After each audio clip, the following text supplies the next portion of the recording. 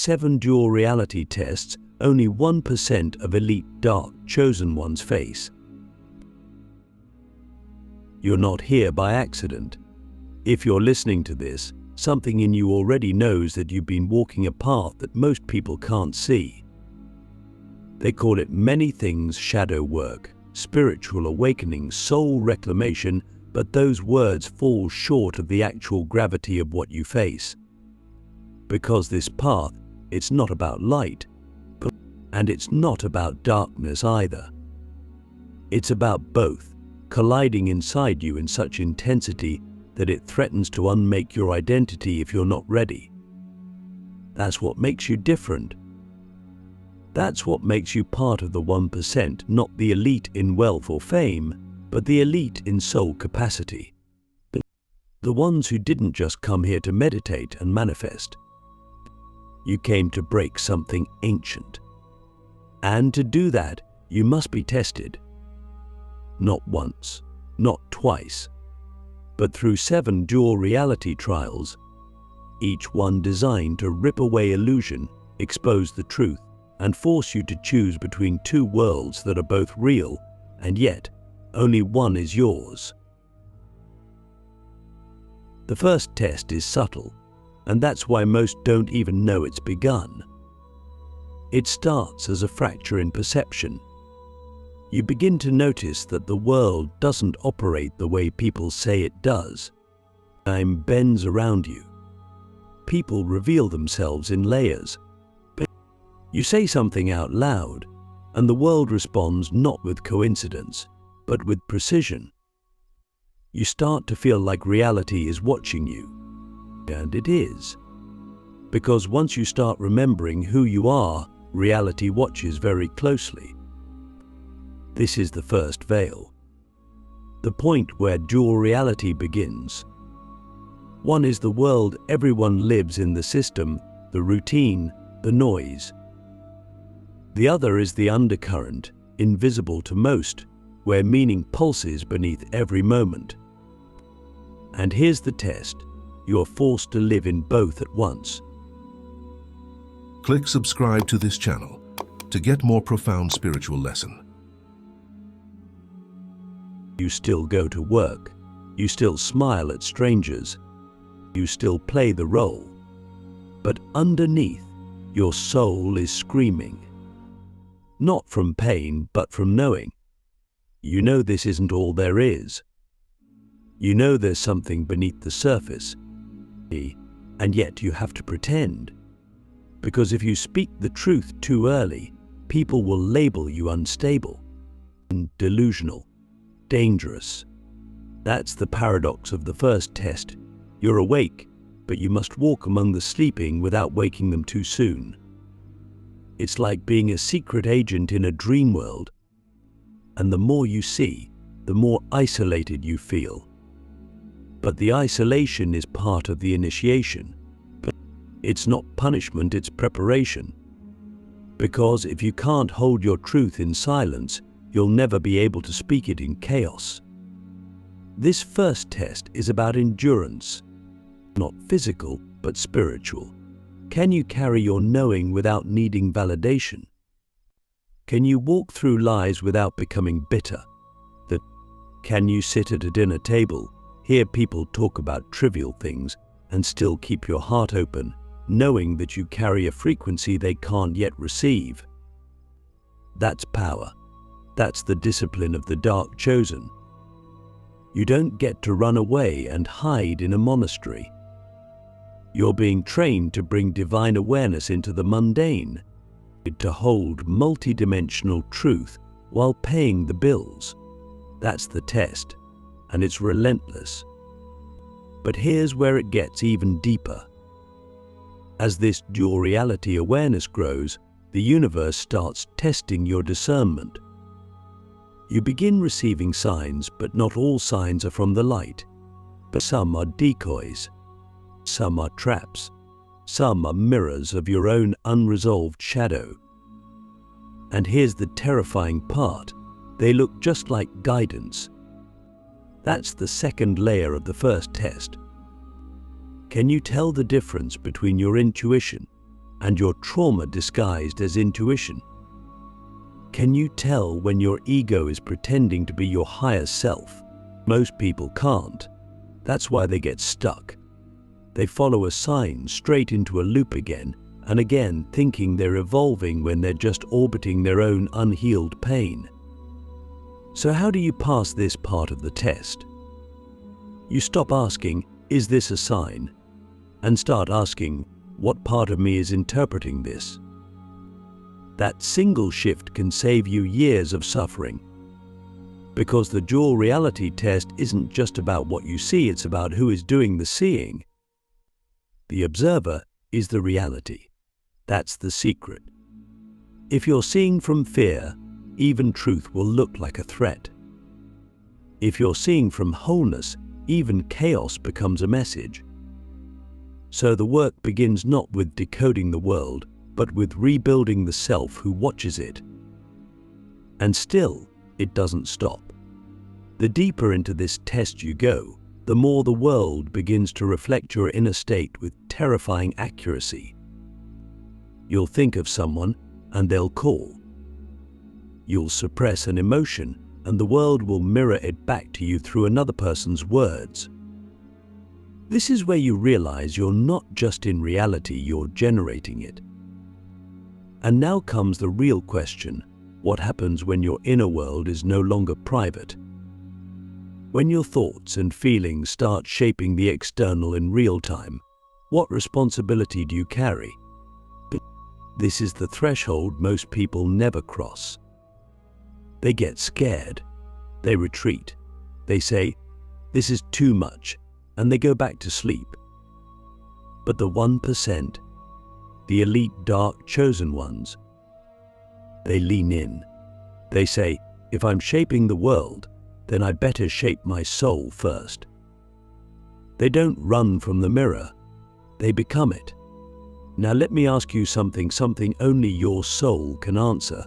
If everything in your life right now is a perfect reflection of your inner architecture, what's it trying to show you? The mirror maze of identity, when every version of you demands to be chosen.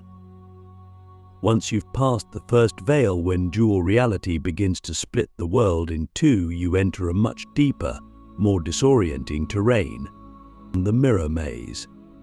This is where the second test begins. And it's not about the external world anymore.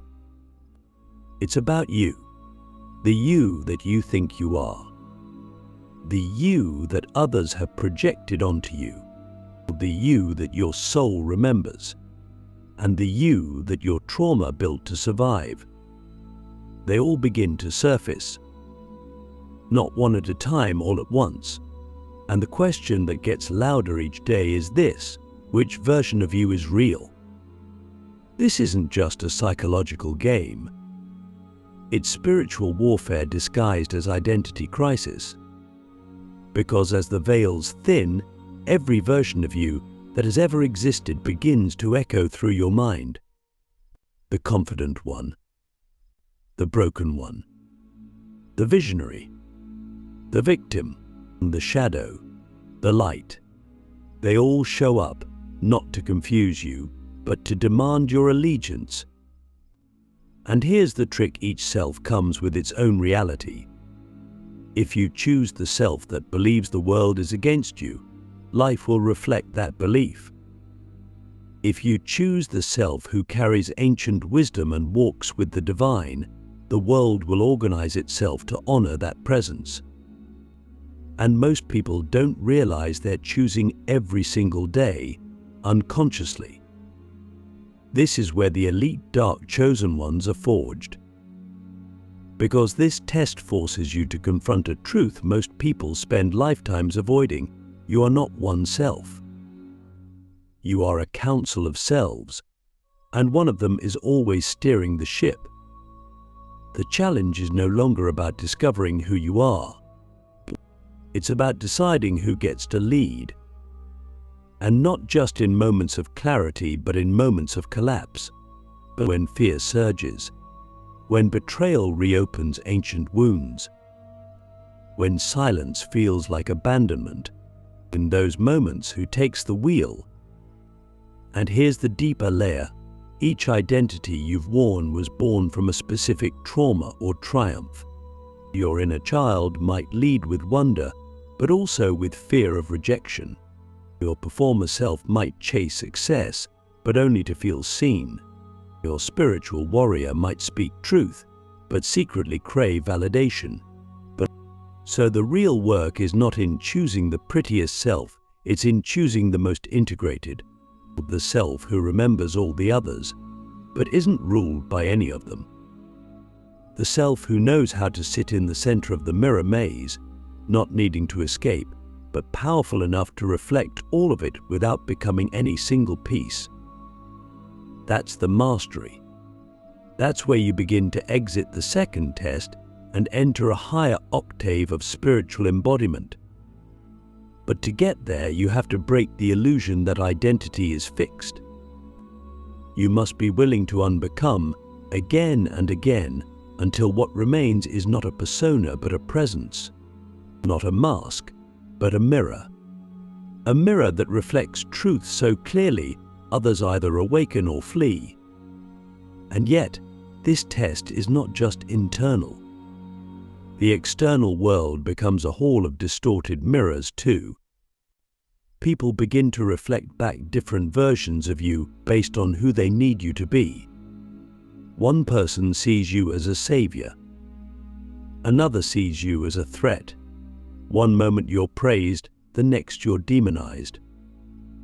And if you're not grounded, you'll start to morph yourself to match their reflection, just to belong, just to be understood. But here's the truth only the 1% accept. If you are understandable to everyone, you are probably not being your true self. Because your true self is multidimensional. But it cannot be boxed.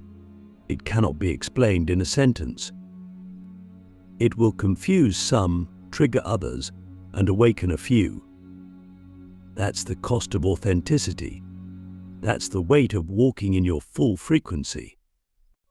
Let me ask you something that only the real you can answer. When you strip away every version of you that was created for survival, what remains? Can you even recognize that version anymore? This is the mirror maze, and it doesn't end until you stop trying to choose one reflection and start becoming the space that holds all of them. That's when the identity crisis becomes identity crystallization. But that's when your presence becomes its own language. That's when people feel your truth before you even speak. Because you're no longer projecting a self, you're emitting a signal. And that signal will attract everything that matches your wholeness and repel everything that doesn't. So if you're here, in the maze, overwhelmed by the versions of you that are surfacing, know this, it's not a breakdown. It's a reassembly. The higher self is not in the clouds, it's the one brave enough to hold the mirror when the image gets ugly. And still say, this too is me. The third gate, when the shadow offers you power and the light demands you let it go. There's a moment on this path after you've walked through the veils, after you've faced the mirror maze where the world stops pretending to be gentle, and the duality sharpens, the tests become more precise. This is the third gate, and it's unlike anything you've faced before because it doesn't test your knowledge, your discipline, or even your faith. It tests your relationship with power. Not the kind of power that's handed to you in titles or recognition, but the raw, magnetic, intoxicating force that lives in your shadow. The part of you that knows how to manipulate reality without asking. The part of you that can bend perception, influence people, dominate energy. Then that power. And when you reach this gate, it doesn't knock. It seduces. This is the test most people fail, not because they're evil, but because their wounds are still hungry. And the shadow knows how to feed the wounds while convincing you it's fulfillment. It whispers, "You've suffered enough. You deserve this. Take it." And it's not wrong. You have suffered. You do deserve to be seen, heard, elevated. But here's the paradox. The shadow offers you power as a shortcut to healing, while the light asks you to let go of power to become whole. The shadow says, "Command attention." The light says, "Be empty." The shadow says, "Take what you're owed." The light says, "Surrender everything." And you're caught between two forces that both feel true because they are. That's the dual reality of this gate. Both choices are real. Both paths are open. But only one leads to your actual soul. This is where the elite dark chosen ones are separated from the spiritually ambitious. Because when the shadow offers its power, it's not just offering control, it's offering recognition. And when you've lived lifetimes feeling unseen, unchosen, and unworthy, that offer hits something primal. It feels like justice. It feels like finally being crowned. But the crown comes with a leash. Because whatever you gain through unintegrated shadow power, you must constantly maintain through fear, control, and illusion. And eventually it hollows you out.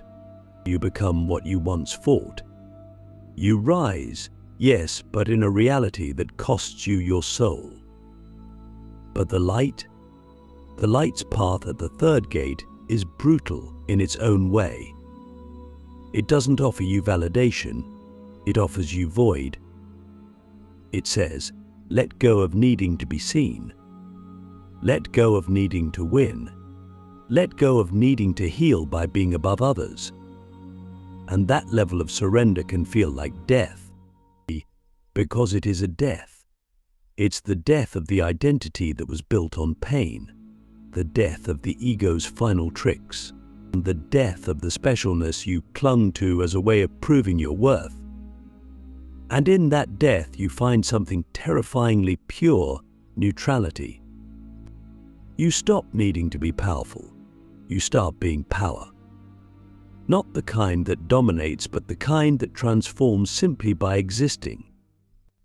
This is not a test that announces itself. You won't know you're at the third gate until you're already holding the offer in your hand. It may come as a business opportunity, a relationship, a platform, a spiritual role, or even an internal shift where you realize you can influence people deeply. And then the question arrives, quiet but cutting, will you use this to feed your emptiness or to illuminate your wholeness? That's the real choice, and no one can make it for you. Let me ask you something only your highest self can answer. If no one ever knew what you did, what you healed, what you became, would you still do it? Would it still matter? Because that's the key to passing the third gate. You must choose truth over power, stillness over control, presence over performance. You must become invisible to the world in order to become undeniable to the soul. That's when the shadow bows to you, not because you defeated it, but because you outgrew it. The fourth trial, when silence becomes a portal and the world starts speaking in codes. After power, after illusion, after the seduction of recognition has been dissolved, a strange thing happens, and the noise dies. The need to prove, to speak, to be understood, it all falls away. And in its place, there is silence, not the absence of sound, but the presence of stillness. A silence so full it feels alive. A silence that doesn't just wrap around you, it stares into you. This is the fourth trial, and it arrives not with chaos or temptation, but with an eerie quiet that most people find unbearable. Why? Because they've been taught that silence means nothing is happening. But here, silence is the happening.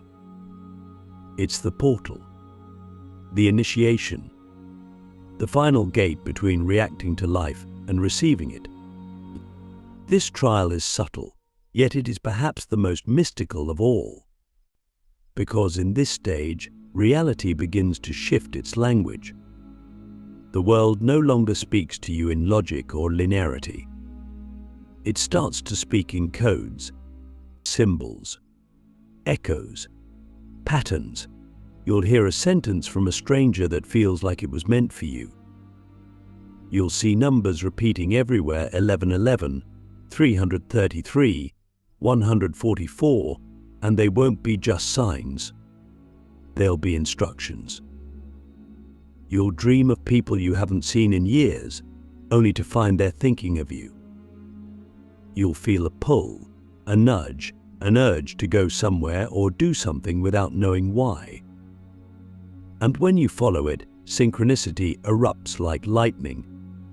That's when you know you've entered the coded layer of reality, a layer reserved for those who have emptied themselves enough to listen. But this is where the real challenge begins, because now your mind can no longer lead. Logic won't help you here. Planning will only slow you down. The rational mind begins to panic because it's no longer in charge. And that's where the fear creeps in, not from outside, but from within. Can I trust this? Am I losing my mind? What if I'm making it all up? That's the test. The fourth trial isn't about hearing the codes, it's about trusting them. Not just when they make sense, especially when they don't. Intuition becomes your compass.